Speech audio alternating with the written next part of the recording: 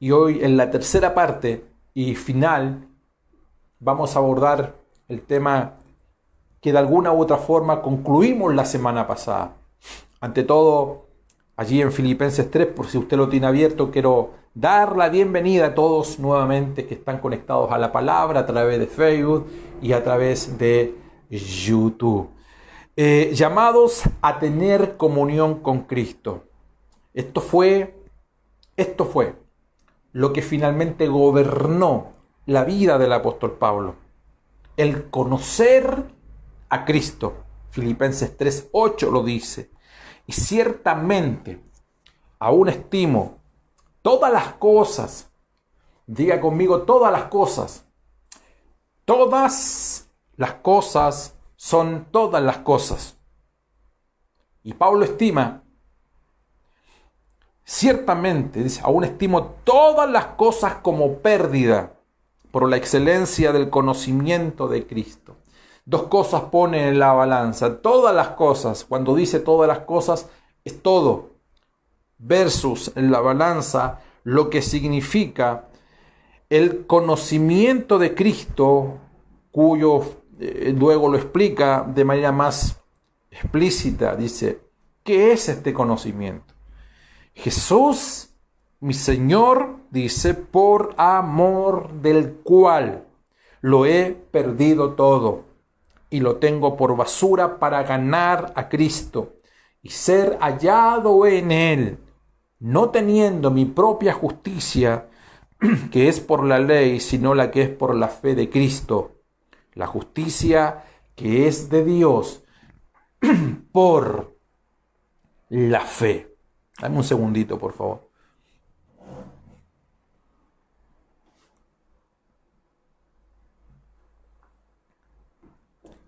Y el versículo Dios dice así, a fin de conocerle y el poder de su resurrección y la participación de sus padecimientos, llegando a ser semejante a él en su muerte. Amados, este conocimiento, ¿o de qué conocimiento estaba hablando el apóstol Pablo? Estamos claros que cuando hablamos del conocimiento al cual se refiere el apóstol Pablo, no estamos hablando de un conocimiento superficial, no estamos hablando de información bíblica, estamos hablando de un hombre que tenía mucha sabiduría, que tenía mucha información.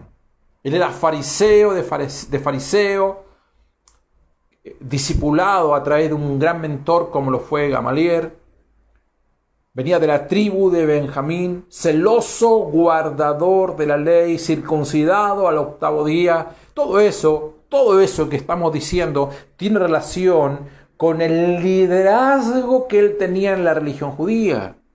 Agréguele que tenía un gran conocimiento político porque tenía ciudadanía romana, y súmele toda la sabiduría porque él también se conectaba con los griegos. Sin embargo, él dice, todo eso representa basura al lado del conocimiento de Cristo.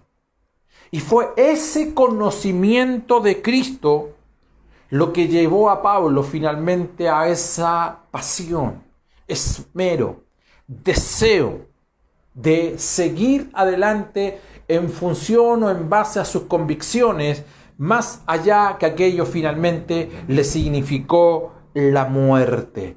Hay un conocimiento superior, conservando las proporciones, que si tú lo alcanzas, si tú y yo accesamos a ese conocimiento, es ese conocimiento lo que nos va a llevar a momentos, a instancias, a dificultades, a escenario donde no vamos a tener la capacidad resolutiva, donde no vamos a tener a poder conjugar en nuestras emociones, donde las ecuaciones no nos van a dar en nuestra mente, pero sin embargo dice la Biblia que hay un conocimiento superior al cual nosotros tenemos que accesar.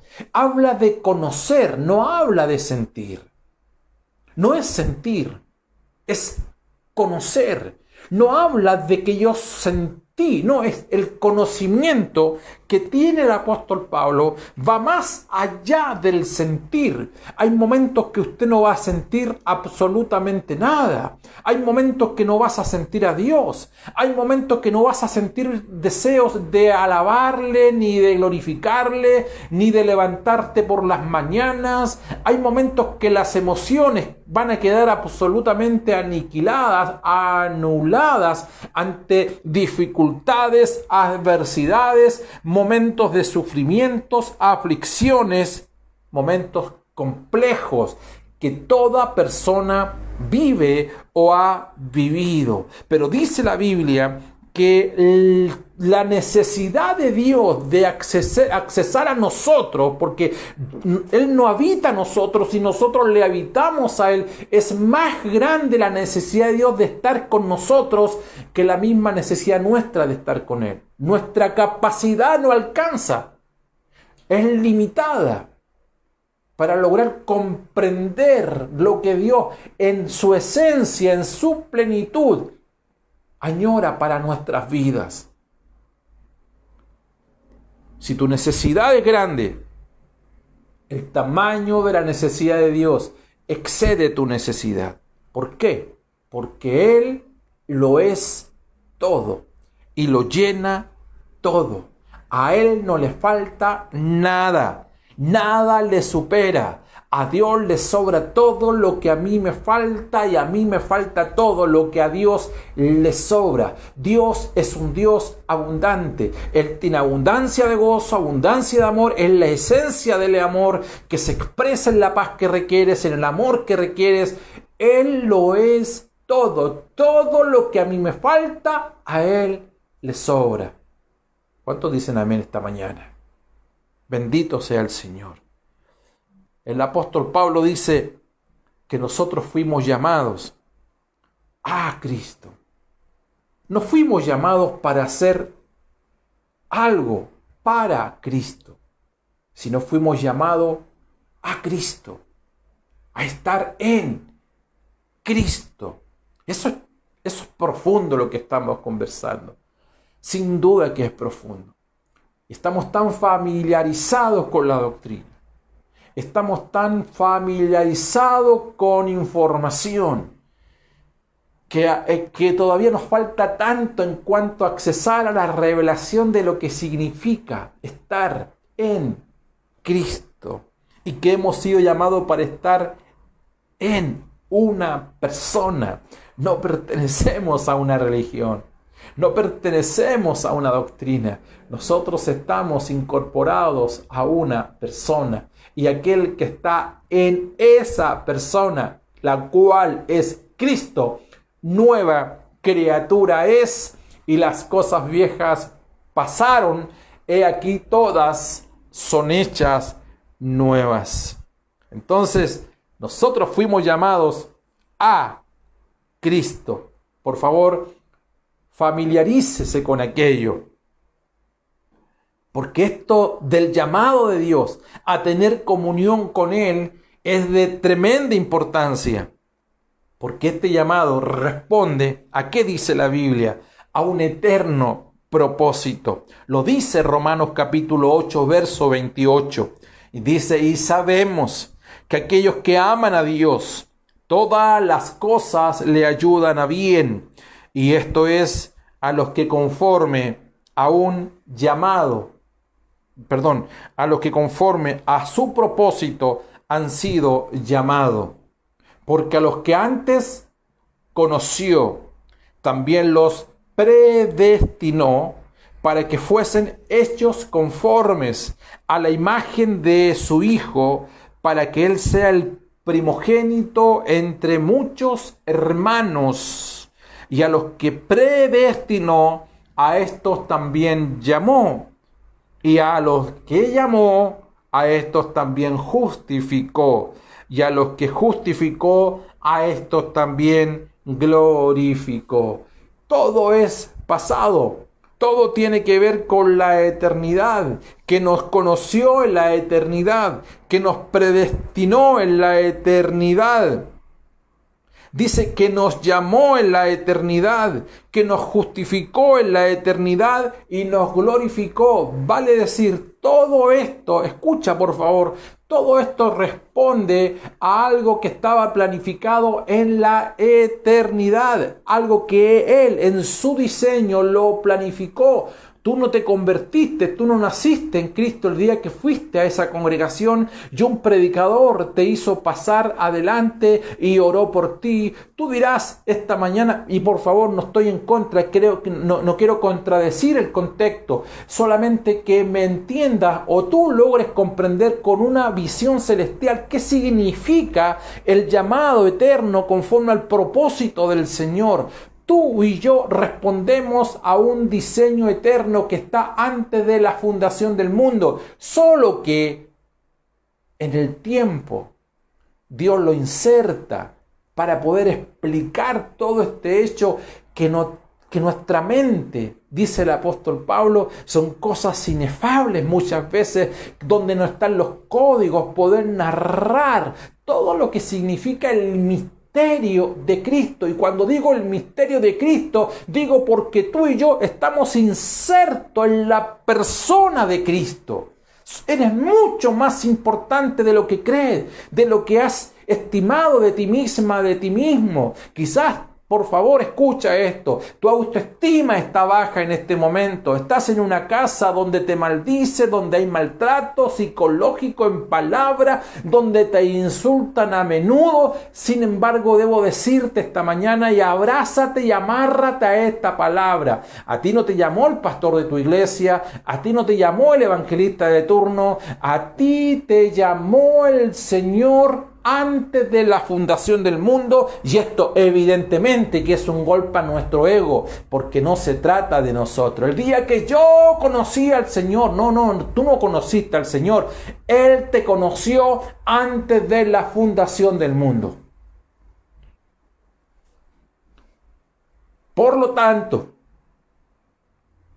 su llamado no es consecuencia de que tú seas fiel o yo sea fiel, sino de su voluntad, porque aunque tú seas fiel, Él permanece fiel, no a ti ni a mí, a algo que Él escribió con la mano, porque Dios es un Dios de principio, y Dios no borra con la mano, Dios no borra con el codo aquello que escribe con la mano.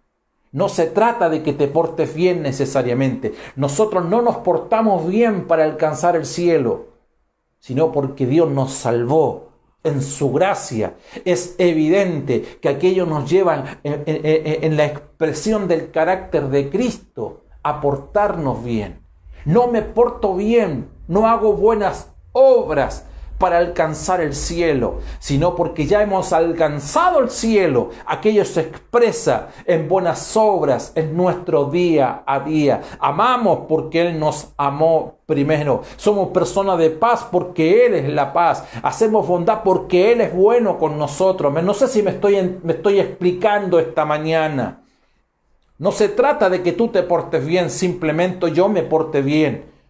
Esto no es hacer una peregrinación domingo tras domingo a la iglesia para tener una limpia, blanda conciencia. No, esto no se trata de nosotros. Esto comienza en la eternidad. Y Él mismo dice, asimismo, dice con Él, nosotros tuvimos herencia, habiendo sido predestinados conforme al propósito del que hace todas las cosas según el designio de su voluntad.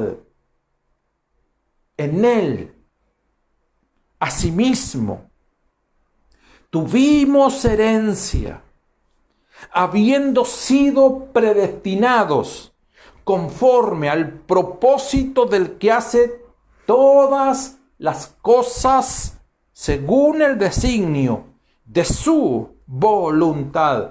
No tu voluntad, sino su voluntad.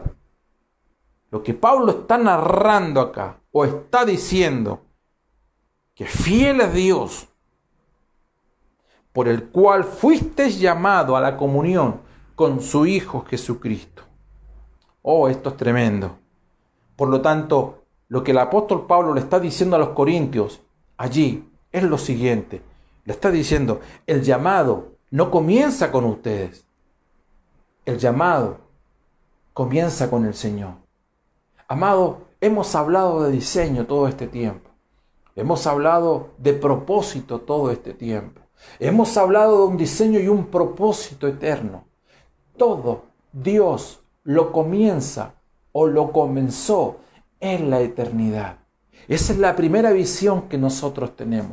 Dios lo estableció en la eternidad y luego lo insertó en el tiempo como semilla, para que esa semilla pudiese paulatinamente en el tiempo comenzar a dar sus frutos. Pero no comienza con nosotros, comienza en Él.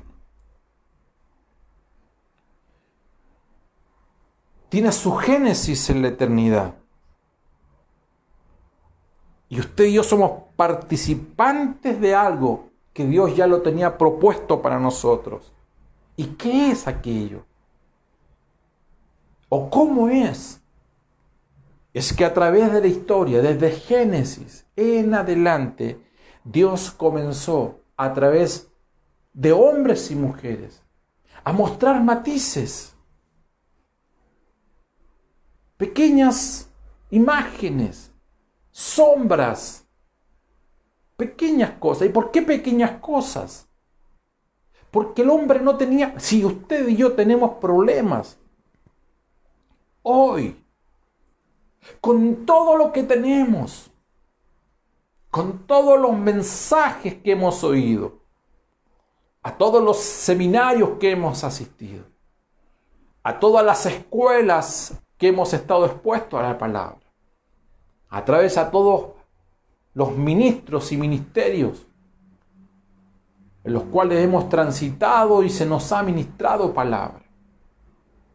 Si tenemos todas las Biblias habidas y por haber, libros, material, expuestos a mensajes, ministros como yo esta mañana, intentando llevar una palabra a ustedes y ustedes a la vez, escuchando a cientos de miles de predicadores en todo el tiempo y años que usted lleva, como hija, como hijo del Señor, con todo esto, que a nosotros hoy en día tenemos toneladas de información versus la gente del Antiguo Testamento que solamente tenía matices, sombras y figuras. Si a nosotros nos cuesta comprender o entender, usted debe imaginar cuánto mayor les fue comprender o entender a ello, algo absolutamente desconocido. Por lo tanto, lo que estoy tratando de decir, que esta experiencia que fue establecida en la eternidad, Dios se valió de miles de años, de hecho, 4.000 años hasta la cruz, y en 4.000 años Dios vino trabajando a través de sombras, tipos y figuras, hasta que finalmente llegamos a la cruz, donde comienza nuestra vida en Cristo. Y esa experiencia de la cruz representa para nosotros un valor determinado. Allí comienza nuestra vida. Eso no significa que no tengamos que explicar cómo comienza esto en la eternidad. La Biblia dice que Abraham vio a Cristo y se gozó, pero no lo dice Génesis, lo dice Juan. Juan lo dice. Capítulo 8 de Juan, verso 56 lo dice. Abraham, vuestro padre, se gozó de que había de ver mi día. ¿Sabe quién está hablando? Está hablando Jesús. Y Jesús dice, Abraham se gozó de ver mi día. Dice que Abraham estaba gozoso. ¿Dónde encuentras en Génesis aquello? Nunca dice que Abraham vio a Cristo. No sale en Génesis. Pero ¿por qué no dice? Porque aquí en Juan nosotros tenemos el árbol. En Génesis tenemos la semilla. Tenemos la semilla de aquello que fue creciendo en luz, en revelación. En Génesis tenemos la figura, tenemos el tipo, tenemos la sombra. Pero en realidad, Abraham tuvo una experiencia y se gozó en ver su día. Cuando la Biblia habla de Moisés, Hebreos lo dice por la fe Moisés, hecho ya grande, rehusó llamarse hijo de la hija de Faraón, escogiendo antes ser maltratado con el pueblo de Dios que gozar de los deleites temporales del pecado, teniendo por mayores riquezas el vituperio de Cristo. ¿Sabes qué lo dice el escritor de Hebreos? No sale en Génesis, no sale en Éxodo aquello. No sale en el Pentateuco, porque allí estaba el tipo, estaba la sombra, estaba la figura, pero cuando tú revelas aquella fotografía, te encuentras con la realidad, que aquel que caminaba viendo al invisible, en realidad iba tras Cristo. La Biblia dice que David fue hallado sin culpa, con todos los errores que David cometió y otros cometieron. ¿Sabes? No es que Dios esté minimizando la falta, los errores o el pecado, pero que había una pasión mayor por alcanzarlo a Él. Esa fe, esa pasión, ese deseo, esas ganas son las que tienen que ser distintivas en ti, más allá de los errores o faltas que tú hayas cometido. No que Dios venga aquí y te está haciendo cariño, porque si tú eres su hijo y Él es tu padre, al hijo que ama, disciplina, castiga, sí, lo va a hacer. Pero vas a entender los procesos del Señor porque tiene luz y claridad que representas al fiel llamado de nuestro Señor Jesucristo, que no comenzó el día que tú fuiste al altar o al lugar, como quieras llamarle, en tu congregación, sino que respondes a un llamado que viene de la eternidad. Esto es glorioso. Esto es glorioso. No somos aparecidos simplemente aquí en la tierra, no somos un número, no somos miembros en plena comunión o en comunión completa, no sé cómo le llaman en tu congregación. No somos medios hijos de Dios, somos hijos e hijas de Dios y estamos en Cristo. Bendito sea el Señor. Los errores nuestros, ¿cuáles son? Cuando hemos institucionalizado el cristianismo. Por eso que somos más fieles a una religión, desde un aspecto sociológico, donde estamos clasificados, o teológico, más a la revelación que tenemos del Cristo glorificado en nuestras vidas.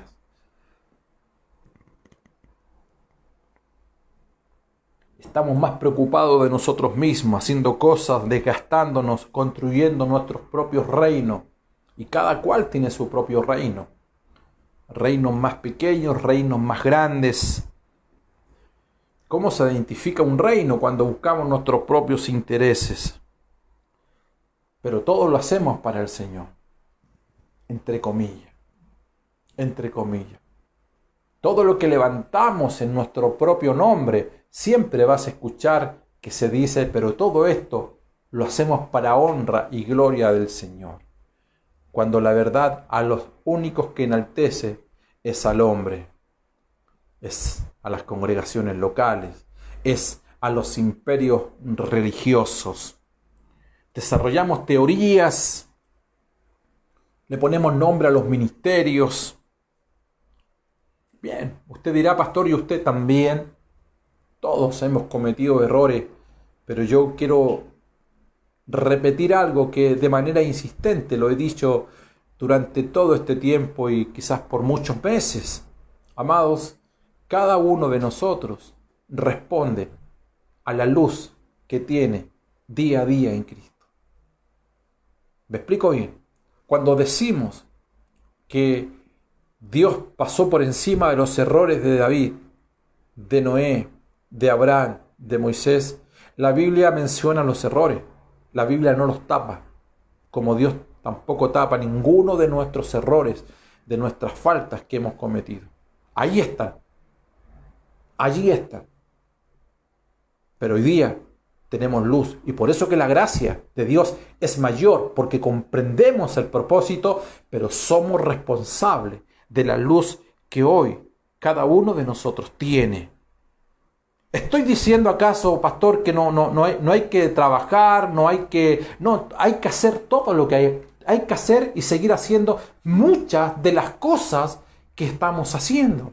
Hay que ir al lugar del local, el templo, congregarse. Si hay que invertir en equipos, hay que invertir. Si hay que comprar nuevos micrófonos, hay que comprar. Si hay que comprar instrumentos, vamos a seguir pagando alquiler en muchos de nuestros edificios, por favor, para que no me dispare tan rápido.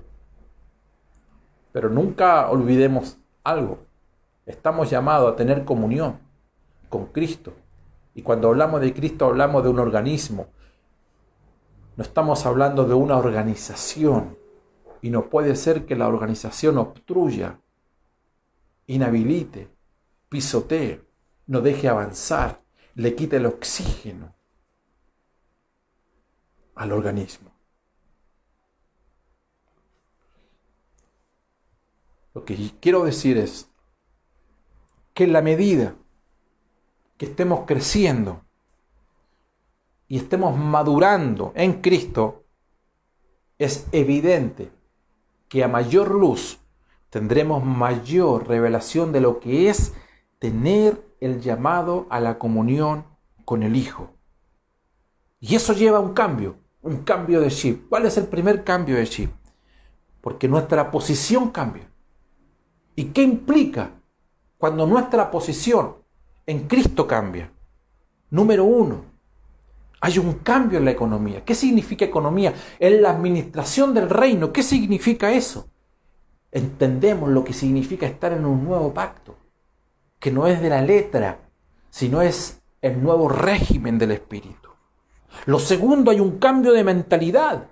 Ya no estamos en el viejo hombre, sino estamos en el nuevo hombre, que es no individual, sino es corporativo, que es colectivo. Lo tercero, hay un cambio de ley. Esta ley no mata, esta ley no condena, esta ley dice justifica y es vida. Justifica y es vida. La ley, en las constituciones mundiales, se dice lo siguiente, que toda persona es inocente, ¿sí? Mientras no se comprueba que cometió un delito. Es inocente mientras no se comprueba que cometió un delito. ¿Sabes? En Cristo es al revés. Toda persona es culpable mientras no se comprueba que es inocente. Por cuanto todos pecaron. No algunos. Todos pecaron. Todos están destituidos. Esa dice la ley de la gloria de Dios. Usted es culpable. Yo soy culpable. Pero el nuevo régimen, el cambio, hay un cambio de ley. ¿Y cuál es el cambio de ley? Que la ley de vida es una ley que justifica y te da vida. Y eso significa estar en Cristo. Tú eres inocente.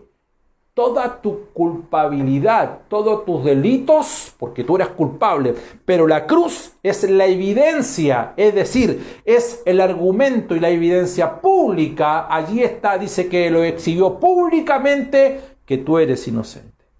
Y que nadie te diga lo contrario. Y lo cuarto, ¿sabes? Hay un cambio de cultura. ¿Y cuál es ese cambio de cultura? Que tiene que ver que ya no estás en el reino de las tinieblas. Cuando hablo reino de las tinieblas, me refiero al reino de la ignorancia. El reino de la ignorancia es un abanico de cosas donde tú haces y deshaces y piensas y haces lo que quieras y piensas como tú quieras, así seas religioso o religiosa, pero cuando tú cambias de reino y entras al reino de nuestro amado Hijo Jesucristo, comprendemos lo que significa su señorío. La pregunta es válida esta mañana, para ir terminando. ¿Dónde estamos? ¿Qué estamos haciendo? ¿Cómo comprendemos el llamado y el propósito del Señor? Pablo nos indica que nosotros somos colaboradores de Él. ¿Colaboradores en qué? En la manifestación del eterno propósito del Padre. También nos llama y nos indica que nosotros debemos centrarnos en la reconciliación. ¿En qué sentido? De todas las cosas en Cristo. ¿Para qué? Mira, estamos llamados a reconciliar todas las cosas en Cristo. De modo que Él, solamente Él, tenga la preeminencia en todas las cosas. ¿Y qué hace Pablo? Finalmente, dice que todas las cosas pasadas, habla de la ley, habla de su paso religioso, habla de su ciudadanía romana, habla de sus vinculaciones con los griegos. Por favor, usted puede tomar estos 3 puntos y llevarlo a su realidad esta mañana, o en esta tarde, o esta noche, según me esté viendo. ¿Qué quiero decir con esto? Pablo toma todo eso porque accedió a un conocimiento superior, glorioso, que le dio luz. Sus escamas cayeron. Y él dice, todo lo demás es basura. Y por favor, no que la basura sea mala en sí. Cumplió una función. Esto lo he dicho tantas veces. Cumplió una función y una misión. Era el envase de algo que tú ocupaste. Era la caja del perfume. Era la bolsa quizás del pan. Era el depósito de un artefacto electrónico. Solo que ya no te sirve. Te sirvió. Sirvió para transportar aquello que tú requerías. Pablo dice, ahora que tengo este conocimiento, las cosas que me sirvieron ayer, hoy ya no me sirve. ¿Cómo desvincularme de aquello que no es malo, que tiene lazos emocionales, sentimentales, que no queremos sacarlo de casa, que no queremos sacarlo del corazón? ¿Sabes cómo se logra aquello? Cuando le damos la preeminencia a Cristo, cuando Él ocupa el lugar de todas las cosas, cuando entendemos que Él lo es todo y en todo. Cuando comprendes, entiendes que Él ya no es sombra, que Él ya no es tipo, que Él no es una figura, sino que Él es la realidad de todas las cosas. ¡Aleluya! ¿Cuánto de Cristo hay en mi vida? ¿Cuánto del Hijo hay en tu vida? ¿Cuánto de vinculación y comunión tienes con Cristo? ¿O aún hay cosas allí a las cuales estás vinculadas que para Pablo fueron basura y que para ti quizás son una virtud?